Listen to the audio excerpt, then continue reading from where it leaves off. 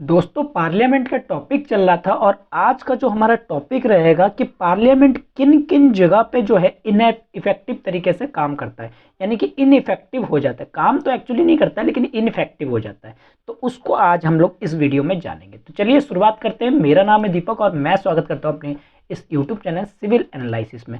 बात करेंगे आज की जो हमारी टॉपिक की, वो क्या होने वाली है, इनइफेक्टिवनेस ऑफ पार्लियामेंट कंट्रोल, यानी कि पार्लियामेंट किन चीज़ों को कंट्रोल करने में इनइफेक्टिव होती है। अगर मैं पार्लियामेंट की मैं बात करूं तो गवर्नमेंट और एडमिनिस्ट्रेशन कौन चलाता है इंडिया की। अगर मैं पार्लियामेंट की अगर मैं बात करूं तो पार्लियामेंट क्या करता है, जो इंडिया में गवर्नमेंट और एडमिनिस्ट्रेशन का काम जो है, एडमिनिस्ट्रेटिव का काम जो है कौन करता है इंडिया में, गवर्नमेंट और एडमिनिस्ट्रेशन का काम यहाँ पे पार्लियामेंट करता है। ठीक है, ये तो हमें पता है। लेकिन ये जब करता है तो ज़्यादातर देखिए दो चीज़ के ऊपर बात होती है। एक तो किस तरीके से ये गवर्नमेंट जो है काम करते हैं, दो चीज़ होती है। सबसे पहली चीज़ तो एक थियोरेटिकल बेस पे काम करते हैं, थियोरेटिकल, ठीक है, थ्योरेटिकल, और एक होती है प्रैक्टिकल बेस पे। लेकिन अगर इंडिया की बात की जाए तो यहाँ पे थ्योरेटिकल बेस पे इतनी बात, प्रैक्टिकल बेस पे इतनी बात नहीं होती जितनी हमारी यहाँ पे थ्योरेटिकल बेस पे जो है बात होती है। यानी कि इंडिया में जो पार्लियामेंट कंट्रोल करती है गवर्नमेंट को और एडमिनिस्ट्रेशन को, वो ज़्यादा से ज़्यादा क्या होती है, आपकी थ्योरेटिकल होती है रादर देन प्रैक्टिकल बेस पे। ठीक है, अगर रियलिटी में देखें तो ये जो कंट्रोल होती है इफेक्टिव करने की, ये कहीं ना कहीं क्या होती है, धीरे धीरे इनइफेक्टिव होती हुई नजर आती है। किन किन फैक्टर पे ये इनइफेक्टिव होती है, जरा इसको समझने की कोशिश करते हैं। देखिए सबसे पहले अगर मैं पहले चीज़ों की बात करूं तो पार्लियामेंट के पास ना तो इतना टाइम है और ना ही इतना ज़्यादा एक्सपर्ट है। पहली बात तो पार्लियामेंट के पास टाइम की कमी है और एक्सपर्ट्स की कमी है। तो यहाँ पे जो एडमिनिस्ट्रेशन करना है या कंट्रोल करना है एडमिनिस्ट्रेशन को, वो क्या हो जाती है, थोड़ी सी गिर जाती है, यानी कि इनइफेक्टिवनेस होती है। इनइफेक्टिवनेस होती है कौन से केस में, जब आपको कंट्रोल करना है किस चीज़ पे, एडमिनिस्ट्रेशन के ऊपर, एडमिनिस्ट्रेशन के ऊपर। ठीक है, इनइफेक्टिवनेस दिखने लगता है। क्योंकि यहाँ पे अगर देखा जाए जो पार्लियामेंट के मेंबर होते हैं वो तो नॉर्मली क्या होते हैं, पॉलिटिशियन होते हैं। उनके उनके पास भैया फाइनेंस की थोड़ी ना नॉलेज होती है, उनके पास इतना टाइम थोड़ी ना होती है वो डिस्कस करे। तो यहाँ पे एडमिनिस्ट्रेशन के मुकाबले अगर देखा जाए, जब एडमिनिस्ट्रेशन करने की बात होती है तो यहाँ पे उनको अगर कहीं कॉम्प्लेक्सिटी आ गया तो वो क्या हो जाते हैं, थोड़े से प्रॉब्लम वहाँ पे क्रिएट हो जाती है। तो वहाँ पे हमें दिखने को लगता है कि ये पार्लियामेंट कहीं ना कहीं यहाँ पे इफेक्टिवनेस इनइफेक्टिव हो रही है। ठीक है, चलिए ये तो पहला पॉइंट था। दूसरे पॉइंट की बात करते हैं। दूसरे पॉइंट में अगर बात करें तो फाइनेंशियल कंट्रोल, क्योंकि फाइनेंशियल कंट्रोल की अगर बात करें तो यहाँ पे अगर फाइनेंशियल कंट्रोल आपको दिखाना है तो इसका मतलब आपके पास जो लोग होने चाहिए वो एक्सपर्ट्स होने चाहिए। लेकिन जो हमारी पार्लियामेंट में वहाँ तो एक्सपर्ट्स नहीं है, वहाँ कौन है, वहाँ हमारे पॉलिटिशियन है। तो इनको फाइनेंशियल टर्म को समझने में तो मुश्किल होती है। तो इसीलिए हम कहते हैं जो हम पॉलिसी फॉर्मेशन करते हैं या फिर जो भी नेचर होता है पार्लियामेंट्री, जो यहाँ पे नेचर होता है वो लेमन लैंग्वेज में होती है, यानी कि लेमन तरीके से होती है जो आम आदमी समझ सकते हैं। तो ये पूरी तरीके से इफेक्टिव जो है फाइनेंशियल कंट्रोल में नहीं हो पाती है, क्योंकि फाइनेंशियल चीज़ें काफ़ी ज़्यादा टेक्निकल नेचर की होती है और यहाँ पे अगर आपको डिमांड की ग्रांट करनी है तो भी वो टेक्निकल चीज़ें हैं। तो यहाँ पे इतने ज़्यादा अमाउंट में पॉलिटिशियन नहीं जान पाते, जिसके वजह से यहाँ पे हमें फाइनेंशियल कंट्रोल जो है इनइफेक्टिवनेस दिखती है। अगर तीसरी चीज बात करें तो लेजिस्लेटिव की जो लीडरशिप है वो डिपेंड करती है, लाई करती है किसके ऊपर, एग्जीक्यूटिव की तरफ। ठीक है, और एग्जीक्यूटिव में यानी कि जो भी लेजिस्लेटिव जो भी लीडरशिप लाई करती है वो किस चीज पे लाई करती है, आपकी एग्जीक्यूटिव पे। क्योंकि यहाँ पे लेजिस्लेटिव कौन है, आपके पॉलिटिशियन होते हैं। तो पॉलिटिशियन के पास इतनी नॉलेज नहीं होती है, इतनी ज़्यादा उनके पास एक्सपीरियंस नहीं होती है कि वो जो एग्जीक्यूटिव के एक्शंस को वो कर सके। तो वो क्या करते हैं, अपना, आपको पता है ना कि डेलीगेटिव लेजिस्लेटिव की तरह काम करते हैं, यानी कि एक फ्रेमवर्क बना देते हैं और उसमें जो एग्जीक्यूटिव है वो प्रॉपर इसमें जो है नियम, लॉज वगैरह जो है, एक्ट वगैरह लॉज वगैरह लगाने को यहाँ पे एग्जीक्यूटिव होते हैं। ठीक है, यानी कि जो तैयार करते हैं, मतलब फ्रेमवर्क तो यहाँ पे लेजिस्लेटिव तैयार करके दिया, और एग्जीक्यूटिव क्या होते हैं, इसको पूरी तरीके से कंप्लीट करने का काम एग्जीक्यूटिव का होता है। ठीक है, तो ये 3 पॉइंट हो गए।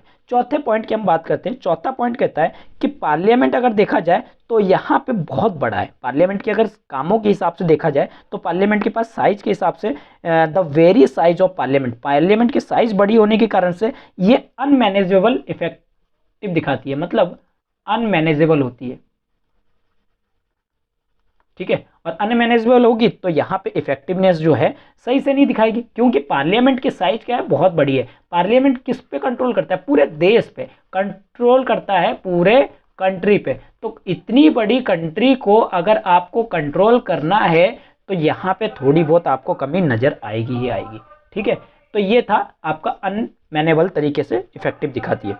उसके बाद अगर हम बात करें, मेजोरिटी सपोर्ट जो है वो एग्जीक्यूटिव में एंजॉय करते हैं, यानी कि जो भी पॉलिटिशियन होते हैं वो तभी वहां पे रह पाते हैं जब उनके पास एग्जीक्यूटिव का पूरा सपोर्ट होता है। यानी कि एग्जीक्यूटिव अगर बने हुए हैं तो उनके पास पूरी तरीके से सपोर्ट है लोगों का, और लोगों का सपोर्ट जहां पे हटा तो वो वहां पे क्या हो जाएंगे, खत्म हो जाएंगे। तो इसीलिए यहाँ पे अगर देखा जाए तो वो सारी चीजें एग्जीक्यूटिव ये सोचते हैं कि भाई हम क्या करते हैं, नॉर्मल लाइफ जैसे लोगों को चाहिए तो वैसी देके खत्म करते हैं। तो यहाँ पे कहीं ना कहीं जो मेजोरिटी जो सपोर्ट है वो एंजॉय किए जाते हैं एग्जीक्यूटिव के द्वारा, जो कि पार्लियामेंट में होती है, और ये हमारी इफेक्टिव क्रिटिसिज्म को क्या करने का काम करती है, रिड्यूस करने का काम करती है।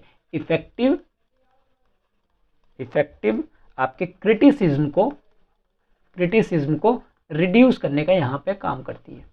ठीक है, उसके बाद अगले पॉइंट की अगर हम बात करें यहाँ पे, तो फाइनेंशियल कमेटी, जैसे कि आपके पब्लिक अकाउंट कमेटी है, वो क्या करती है, एग्जामिन करती है। ठीक है, पब्लिक अकाउंट कमेटी एग्जामिन करती है किस चीज को, आपके पब्लिक के एक्सपेंडिचर को, पब्लिक के एक्सपेंडिचर को। ठीक है, और यहाँ पे अगर देखा जाए तो ये भी कौन करते हैं, किसके द्वारा किया जाता है, एग्जीक्यूटिव के द्वारा किया जाता है, और ये एग्जीक्यूटिव के पास इतना नॉलेज तो होता नहीं है, तो इसीलिए यहाँ पे थोड़ी सी इनइफेक्टिवनेस जो है आप देख सकते हैं।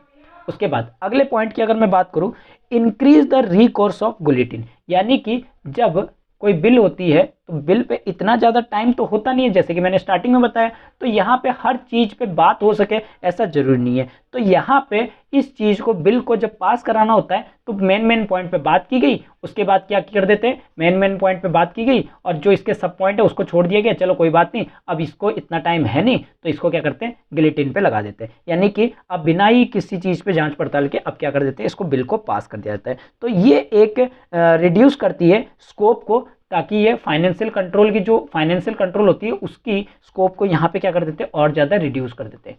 फाइनेंशियल कंट्रोल के स्कोप को क्या करते हैं, यहाँ पे रिड्यूस करते हैं। ठीक है, इस तरीके से भी एक तरह का इफेक्टिवनेस दिखाता है। इसके बाद डेलीगेटेड लेजिस्लेटर का ग्रोथ होना, डेलीगेटेड लेजिस्लेशन, जैसे कि मैंने बताया था, क्या होता है ना कि पार्लियामेंट में सारे नियम कानून जो बनाते हैं, फ्रेमवर्क जो है वो पार्लियामेंट के जो पॉलिटिशियन है वो लेजिस्लेटिव बनाते हैं, लेकिन एक्चुअली में उसके पीछे काम कौन करता है, जैसे एक बॉडी है, बॉडी में एक फ्रेमवर्क ढांचा बनाने का काम जो है वो किसका है, आपके लेजिस्लेटिव का, लेकिन उसको पूरी तरीके से स्किन लगाना, उस पर मसल्स लगाना, आइज लगाना, ईयर लगाना, एक बॉडी में ये सारी चीज़ों का जो प्रॉपर अरेंजमेंट है वो कौन करता है, उसके बैकडोर में जो भी लेजिस्लेटर यानी कि एग्जीक्यूटिव की तरह जो काम करते हैं, इनको हम लोग क्या कहते हैं, डेलीगेटेड लेजिस्लेटिव कहते हैं। और ये डेलीगेटेड लेजिस्लेटिव क्या करते हैं, उन कामों को करते हैं, और इनके जब अमाउंट बढ़ेगा तो ऑब्वियसली बात है पार्लियामेंट का जो कंट्रोल है वो क्या होगा, इनइफेक्टिवनेस होगा। ठीक है, तो ये चीज़ भी एक देखने को मिलता है। इसके बाद अगर हम बात करें तो फ्रिक्वेंटली प्रोमुलगेट जो की जाती है ऑर्डिनेंस की, जो ऑर्डिनेंस की प्रोमुलगेशन जो की जाती है वो भी इनके इफेक्टिवनेस को क्या करता है, रिड्यूस करता है। और हालांकि प्रेसिडेंट के पास पावर है कि इन चीज़ों को हटा दे, लेकिन फिर भी जब सेशन में ना हो पार्लियामेंट तो उसकी इसमें क्या होता है, ऑर्डिनेंस काम करता है। ठीक है, तो जब ऑर्डिनेंस ही काम कर रहा है तो फिर लॉ लाने की क्या जरूरत है, तो यहाँ पे इनइफेक्टिवनेस दिखेगी हमें पार्लियामेंट के कंट्रोल की। ठीक है, इसके बाद पार्लियामेंट के कंट्रोल जो है वो जनरल है और बहुत ही पॉलिटिकल नेचर है। ठीक है, इनमें जैसे कि हमें जो कंट्रोल है वो कैसी है, स्पोरेडिक है, इसके बाद जनरल है, और पॉलिटिकल नेचर का है, तो इसीलिए हम कहते हैं क्योंकि यहाँ पे ज़्यादा से ज़्यादा पॉलिटिशियन है तो वो उसी हिसाब से कंट्रोल करते हैं। ठीक है, उसके बाद लास्ट पॉइंट की अगर हम बात करें तो यहाँ पे स्ट्रॉन्ग और स्टेडी अपोजिशन कहीं ना कहीं नहीं मिलती है।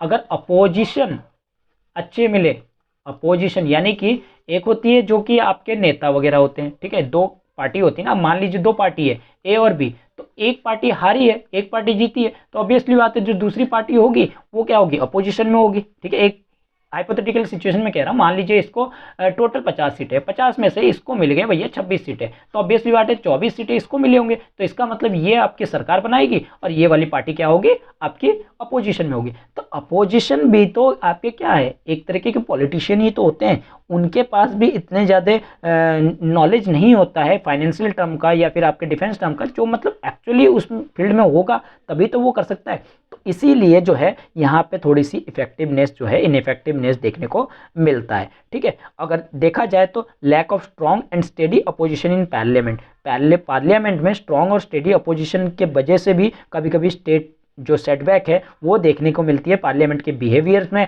एथिक्स में, और इसके साथ साथ ये इनइफेक्टिवनेस का कंट्रीब्यूशन कहीं ना कहीं लेजिस्लेटिव कंट्रोल में भी देखने को मिलता है, जो कि इंडिया की एडमिनिस्ट्रेशन के लिए होता है। ठीक है, तो ये था आपका इनइफेक्टिवनेस ऑफ पार्लियामेंट्री कंट्रोल, किन किन जगह पे हमने देखे पार्लियामेंट का कंट्रोल जो है इनइफेक्टिवनेस होता है। तो आई होप कि आपको ये टॉपिक क्लियर हुआ होगा। अगर वीडियो अच्छी लगी है तो इसको लाइक कीजिए, अपने दोस्तों के साथ शेयर कीजिए, और आप पास कोई ऐसी इंपॉर्टेंट इन्फॉर्मेशन है जो आप हमारे साथ शेयर करना चाहते हो तो कमेंट बॉक्स में कमेंट कर सकते हो। Thank you.